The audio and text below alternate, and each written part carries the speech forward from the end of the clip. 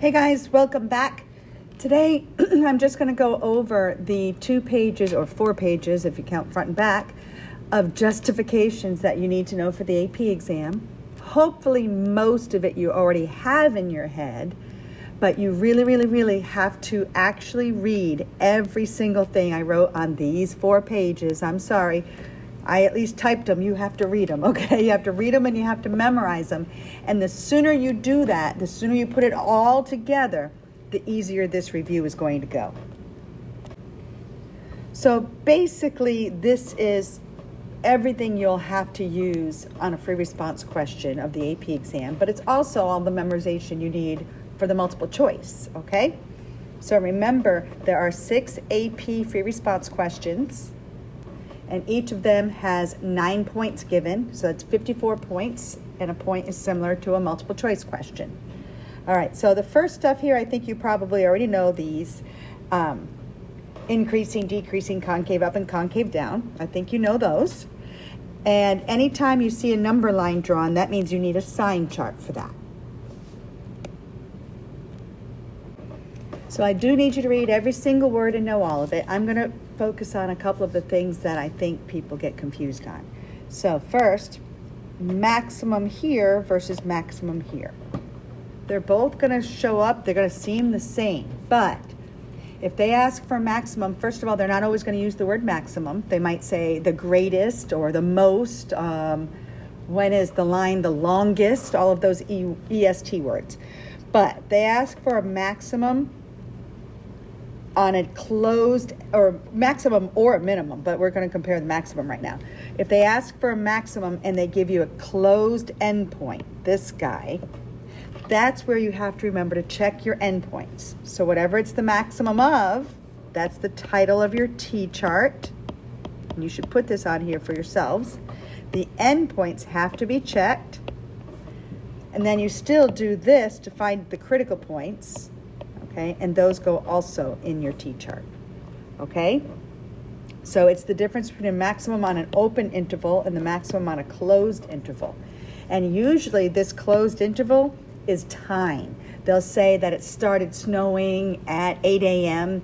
and then it stopped at 2 p.m. That's a closed window, okay? Now, if you don't remember why we need to check endpoints for a closed interval, then let me explain that for you real quick. Okay, so let's say this was my graph of f of x, okay, and it has arrows, it's never ending. This would be a local max, this would be a local min, okay, they're both critical points, okay. So we have a local max and a local min, but we don't have an overall max or an overall min because this goes on forever. So there's really actually no absolute maximum because of those arrows. However, if I change it so that it has endpoints, a closed interval, now that changes everything. So now let's say I erased the arrows and now I have this as my endpoint and maybe this as my endpoint. So now what would the max be? Is it this local maximum right here or is it the endpoint? And clearly you can see the endpoint is higher. So this would be my absolute max. The min could be the critical point, or it could be the endpoint. So that's why you have to, when you have a closed interval, you have to check your endpoints to see if this is higher than the critical point, okay? Okay, now I'm going to do motion of a particle on a different lesson. So move on to the second page, okay? Be careful of the word average, okay? Average rate of change or average rate of in any way, average rate of change with the word rate just means your algebra 1 slope. And you use that a lot when they ask you to find the rate of change on a table, okay? But average value of, say, f of x means you add up all the f of x's from a to b, and then you divide by the number of numbers, and that's what this does, okay? So this is the average value. This would be like, hold on a second. This would be like if I said I have this function f of t and it stands for the temperature in my classroom at any given time, okay? So then I ask, well, what's the average temperature in my room from the beginning of my workday to the end of my workday 8 hours later? Okay, so I'd add up all of the temperatures, whatever the equation they gave me there, from 8 a.m. would be the beginning, and then 8 hours later. That would give me the total of all the temperatures, but I got to still divide by the number of temperatures, sort of, and that's how you find the average temperature in my room. Okay? Now, the fundamental theorem of calculus. This one's huge, huge on the FRQs. Read that and see if you can remember what the heck it says. Now, this is one you don't actually need to know by name. You just need to know when to do it, okay? The most common thing is not something you would have forgotten. It's when you evaluate a definite integral. So if I said from 0 to 1 and like 2x dx, evaluating that where you do the antiderivative and then you plug in 0 and 1 and subtract, plugging in the 1, squaring it, plugging in the 0, subtracting. That's actually the fundamental theorem of calculus. Every time you do a definite integral, an integral that has bounds. However, more commonly, it's used this way where you rearrange it.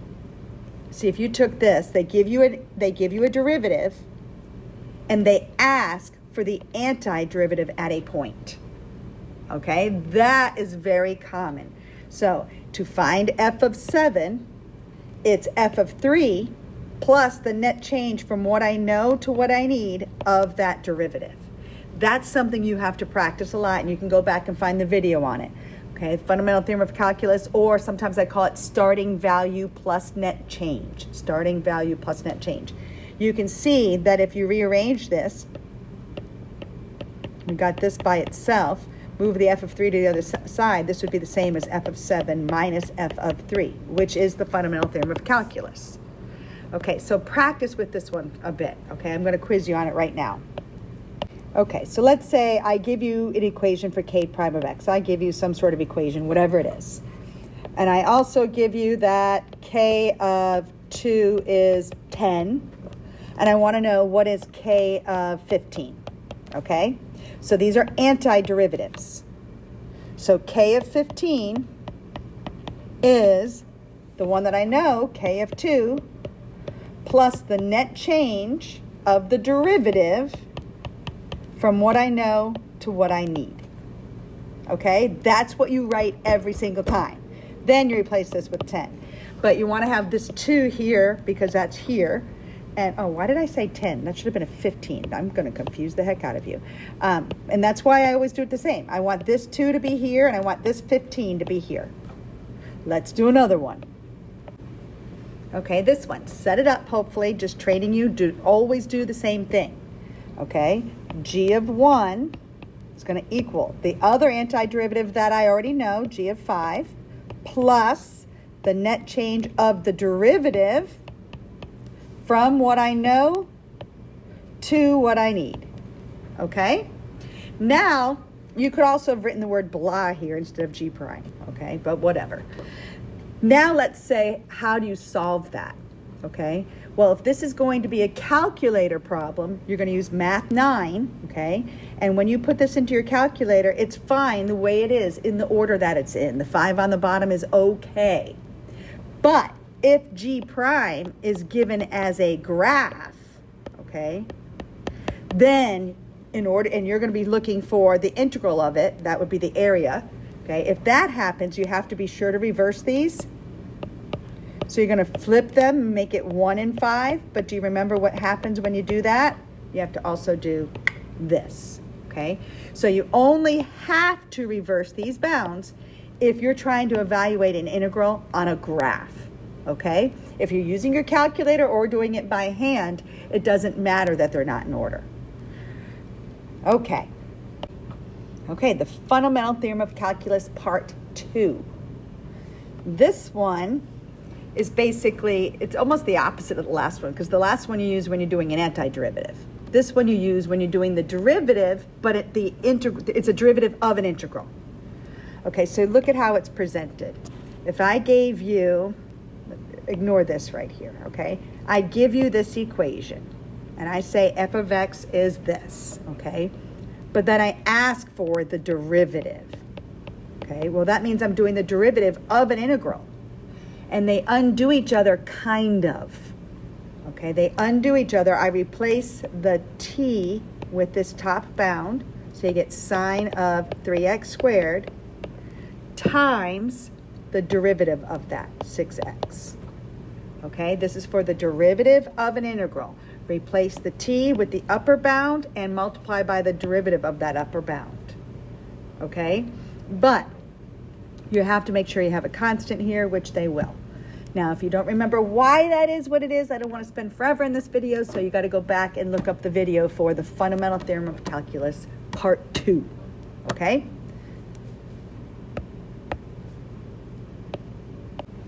Okay, next is your theorems, and you do need to know these guys by name. And you are allowed to call this one MVT, okay? But you do need to know it by name. All right, this one says that at any given point, as long as f of x is continuous and differentiable, meaning smooth, curvy, and continuous, okay, then the derivative must exist, and the derivative, differentiable means the derivative exists. Continuous, one smooth piece. Okay, so the mean value theorem says the actual derivative equals the estimated derivative at some point in the interval. So you find the actual derivative, you find the estimated derivative, and you set them equal and solve, okay? This is the one that says, as you can read right here, if my average speed for a trip is 65 miles per hour, then on my speedometer, it had to have been saying 65 for at least 1 point, okay? But it does have these technicalities. It has to be differentiable for that to apply. This is also the one that graphically, they're going to have an endpoint on this one. They'll say from like 1 to 5 or something. So you go to 1 on your graph, you go to an x of 5 on your graph, okay? This would be the slope of the secant that we have on the right side here. That would be this, connecting the endpoints.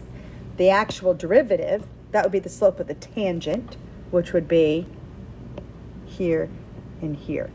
Okay, remember this also says slope of secant has to equal slope of tangent somewhere within the interval. Okay?